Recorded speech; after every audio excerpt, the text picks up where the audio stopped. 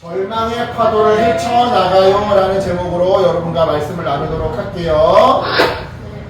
자, 여러분 지난 시간 유대인들이 바울을 제거하려고 암살단을 조직했던 이야기 기억나세요? 네, 조카가 몰래 엿들은 맞아요. 하나님의 은혜로 그 사실을 바울의 조카가 우연히 엿듣게 되었고요. 그래서 조카가 이 사실을 천부장에게 알려주면서 바울은 가이사랴의 벨릭스 총독에게로 보내지게 되었더랬죠.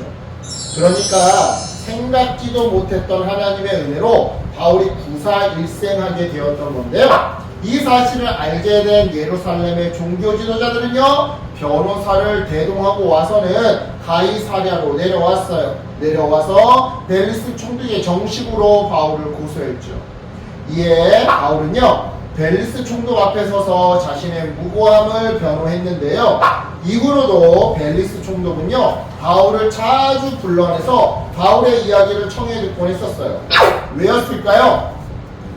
바울의 이야기를 듣고 복음에 관심을 갖게 되었을까요? 돈 받을까봐 돈을 정답! 이런 이유가 아니었어요. 뇌물을 원했기 때문이었어요. 자, 보세요. 그는 사실 부패한 지도자였어요. 그래서 재판 결과 예루살렘의 종교 지도자들이 고소한 내용에 대한 그 증거가 없음을, 따라서 바울에게 죄가 없음을 알고 있었으면서도 바울을 풀어주지 않았죠. 그리고서는 자주 바울을 따로따로 불러내서는 뒤에서 은근히 야, 내게 60이면 돈 줘. 그러면 당장이라도 내가 너 죄 없음을 공식적으로 땅땅땅 선포하고 풀어줄게 라고 바울에게 메시지를 던졌는데요. 이걸 2년 동안 반복했던 거예요. 그러니까 바울은 2년 동안 벨릭스에게 뇌물을 안 줬던 거고, 그런 바울을 벨릭스는 2년 동안 뇌물 줘 이러면서 안 풀어줬던 거죠. 둘 다 독한 사람인데. 그렇게 2년이 지나 벨릭스의 후임으로 새로운 총독 베스도가 가이사랴에 오게 되었고요. 유대 사람들은 새로운 총독이 부임하자 바울을 예루살렘으로 보내달라고 간청했는데요. 하지만 총독은 그 요청을 단칼에 거절했어요. 왜냐? 재판도 하지 않고 피고를 원고에게 넘겨주는 법은 세상 어디에도 없는 불법이었거든요. 그래서 베스도는요, 유대 사람들에게 너희들이 직접 가이사랴로 와서 바울을 정식으로 고발하라고 했는데요. 이에 유대인들은 다시 한번 가이사랴로 내려왔고요. 바울은 다시 한번 재판장에 서게 되었어요.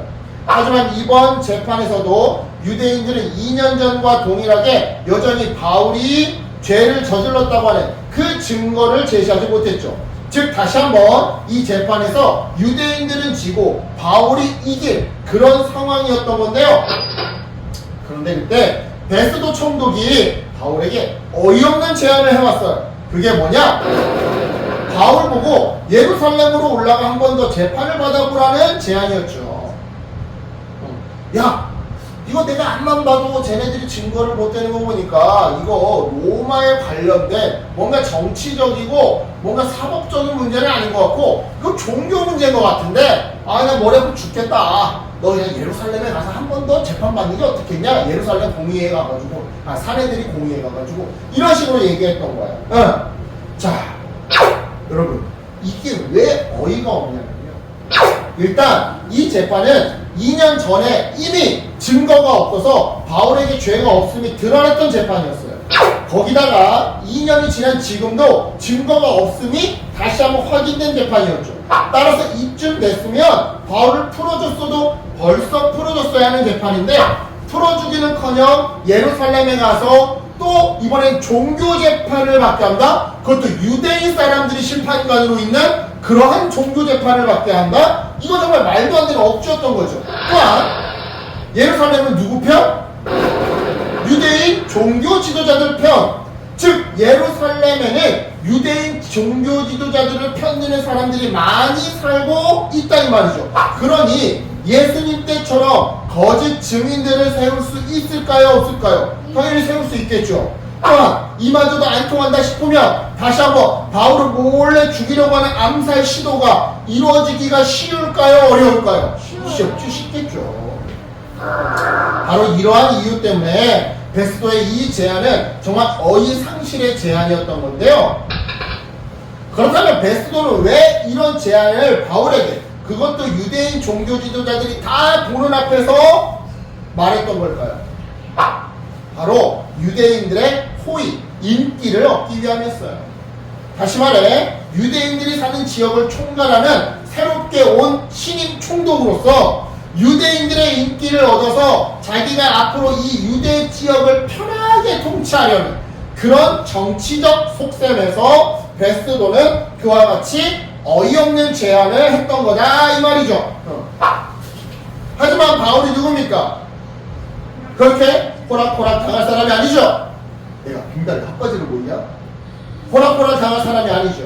그 순간 바울은요, 예루살렘에서 다시 재판을 받을 바에야 차라리 로마 황제 앞에서 재판을 받겠다며 황제 앞으로 자기를 이송해달라고 요청했는데요. 이에 바울은 백부장 율리오의 호송 아래, 이 사람이 율리오야, 율리오의 호송 아래 이탈리아로 출발하게 되었어요. 그리고 이 길에 신라와 디모데 그리고 누가와 아리스다고가 동행하게 되죠. 자, 그렇게 해서 로마 이탈리아로 떠나는 날 바울과 그의 일행들은요 배를 타고 가이사랴를 출발했는데요. 하필이며 맞바람이 너무 심한 탓에 그들은 로마를 향해, 여기가 로마란 말이야. 로마를 향해 일직선으로 쭉 이렇게 가야 되는데 이렇게 못 가고 11선을 따라서 이동할 수밖에 없었죠. 그렇게 어렵게 항해를 한 끝에 그들은 라세아성 근처에 아름다운 항구, 성경을 보면 미항, 아름다운 미자 써가지고 미항이라고 나오는데 미항에 도착하게 되었는데요. 여기까지 오느라 시간을 너무 많이 지체한 바람에 날은 11월로 접어들게 되었어요. 그리고 지중해의 11월은, 그러니까 지중해의 겨울은 항해가 굉장히 위험한 계절이었죠. 따라서 배를 탔던 경험이 많았던 바울은요, 백부장 율리오를 향해 지금 바로 출항하지 말고 시간이 오래 걸리더라도 겨울을 이곳 미항에서 지내자고 제안했는데요. 하지만 백부장은요, 그의 말을 듣지 않았어요. 안 들려. 듣지 않았어요. 아직 초겨울에 불과하니 선장과 선주들의 말을 듣고 좀 더 겨울을 나기 편한, 성경을 보면 베닉스, 영어로는 피닉스야. 피닉스라는 항구를 향해 항해를 시작했죠. 하지만 바울의 말을 들을 걸 그랬어요. 바울의 예상대로 유라굴로라는 폭풍을 만나게 되었고요. 노련한 선원들이 많았음에도 바울 일행을 태운 배는 침몰할 위기에 빠졌는데요. 상황이 심각해지자 사람들은 하나둘씩 희망을 내려놨어요. 즉 모든 시도를 포기하고 오직 죽기만을 기다렸던 거죠. 그런데 바로 그때 바울이 나서 이렇게 말했어요. 여러분, 기운을 내세요. 배만 잃을 것이고 우리는 한 명도 죽지 않을 겁니다. 어떤 근거로 이렇게 확신하냐고요? 그건 바로 하나님의 말씀, 하나님의 약속, 하나님이 주신 사명 때문에 그렇습니다. 지난밤에 나의 주님이요 내가 섬기는 하나님의 천사가 내 곁에 나타나 이렇게 말해 주었습니다. 바울아, 두려워하지 마라. 너는 반드시 황제 가이사 앞에 서야 한다. 하나님께서 너와 함께 항해하는 모든 사람들의 목숨을 너에게 맡겨주셨다. 그러니 여러분, 용기를 내십시오. 나는 하나님을 믿습니다. 모든 일이 하나님의 천사가 내게 말씀하신 대로 이루어질 겁니다. 우리는 반드시 살아서 어떤 섬에 닿게 도착하게 될 것입니다. 자, 바울의 이 말처럼 표류한 지 14일째가 되었을 때 선원들의 눈에 서서히 육지가 보이기 시작했고요. 물 깊이도 점점 얕아지기 시작했어요. 그래서 사람들은 기회를 잘 봐서 닻을 내리려고 준비를 하고 있었죠. 그때 일부 선원들이 몰래 배를 버리고 달아나려고 했는데요. 그들은 바다에 닻을 내리는 척하면서 배 안에 있는 작은 배를 풀어서 도망가려고 했어요. 하지만 이것을 눈치챈 바울이 이렇게 소리쳤죠. 선원들이 배에 남아있지 않으면 로마 군인들, 당신들마저 구조되지 못합니다. 그러니 어서 선원들을 막으세요. 선원들이 없으면 이 배는 난파되고 맙니다. 바울의 외침에 백부장의 부하들은요 작은 배의 밧줄을 그씩 끊어버렸고요. 그 결과 선원들은 도망도 못 가고 그냥 그 배에 남아있게 되었는데요. 당연히 선원들은 실망하며 좌절할 수밖에 없었어요. 이제 우린 꼼짝없이 죽었어. 하나 남은 유일한 구명정을 로마 군인이 끊어서 바다에 버려버렸어. 이제 우리는 로마 군인들과 함께 그리고 로마의 죄수들과 함께 꼼짝없이 난파돼서 이 바다 한 곳에 죽게 될 거야. 이처럼 좌절하며 낙심하는 선원들 앞에 바울이 다가갔어요. 그리고 이렇게 말했죠. 지난 14일 동안 여러분은 마음을 졸이며 지금까지 아무것도 먹지 않고 지냈습니다. 하지만 이제는 음식을 드십시오. 그래야 살아남을 수 있습니다. 여러분 중에 그 누구도 머리카락 하나도 잃지 않을 것이니 걱정하지 말고 드세요. 일단 몸이 에너지를 얻어야 이 태풍을 헤치고 나갈 거 아니겠습니까? 바울의 이 말에 용기를 내어 사람들은 음식을 먹었어요. 그리고는 먹고 남은 것은 바다에 버려버렸죠. 그러니까 배를 더 가볍게 하려고 정말 마지막 최후의 수단을 다한 건데요. 이건 정말 여러분 도박이었어요. 만약에 배가 육지에 멈추지 않게 된다면 또는 육지에 멈춰도 무인도라고 한다면 지금 이처럼 음식을 다 바다에 버린 거는 굶어 죽을 수 있는 위기를 자초한 거기 때문이죠. 하지만 그렇다고 이렇게 무겁게 음식을 바리바리 다 싸가지고 항해를 하면 육지에 멈춰설 가능성조차 사라지게 되는 거니까 여러분 정말 도박, 그래서 정말 도박을 했던 건데요. 날이 밝아오고 정말 기적적으로 어디인지 모르지만 어떤 섬에 아주 가깝게 접근하게 되었어요. 이에 선원들은 닻을 끊고 돛을 올려서 바람을 타려고 해안 쪽으로 나아가기 시작했죠. 하지만 얼마 못 가 배가 그만 모래톱에 걸리고 말았는데요. 뱃머리는 꼼짝도 하지 않고 걸려서 그리고 배 뒤쪽은 거센 파도를 계속 맞아서 부딪혀 깨어지는 상황에서 군인들이 갑자기 죄수들을 다 죽이기로 결심했어요. 왜냐? 죄수들이 만약 여기서 단 한 사람이라도 도망치게 된다고 한다면 그에 대한 책임으로 이 군부, 이 로마 정부로부터 자기들이 처형당할 수 있었기 때문이죠. 하지만 백부장이 나서서 이 상황을 막았는데요. 왜냐? 왜 막았냐? 왜냐? 백부장 율리오는요 바울을 살리고 싶었어요. 그래서 그는 죄수를 죽이지 못하도록 헤엄칠 수 있는 사람은 모두 다 바다로 뛰어들어 육지로 올라가고 명령을 했죠. 이 명령에 남은 사람들은 널빤지나 부서진 백 조각을 붙잡고 바다를 헤엄쳐 갔는데요. 정말 다행히 한 사람의 사상자도 없이 모두 무사히 육지로 올라오게 되었어요. 즉 바울의 말처럼, 아니 바울에게 들려주신 하나님의 말씀처럼 정말 한 사람도 빠짐없이 태풍이 치는 바다 한가운데서 구조되었던 거죠. 여기까지가 오늘 본문의 줄거리예요. 자 여러분 이제 말씀을 정리해볼게요. 자 여러분 오늘 본문에서 바울은요 비록 죄수였지만 배 안에 있었던 그 어떤 사람보다 담대하고 평안한 모습을 보여줘요. 자 여러분 바울은 어떻게 이렇게 행동할 수 있었던 걸까요? 바로 하나님이 바울을 도우시고 함께 하셨기 때문이에요.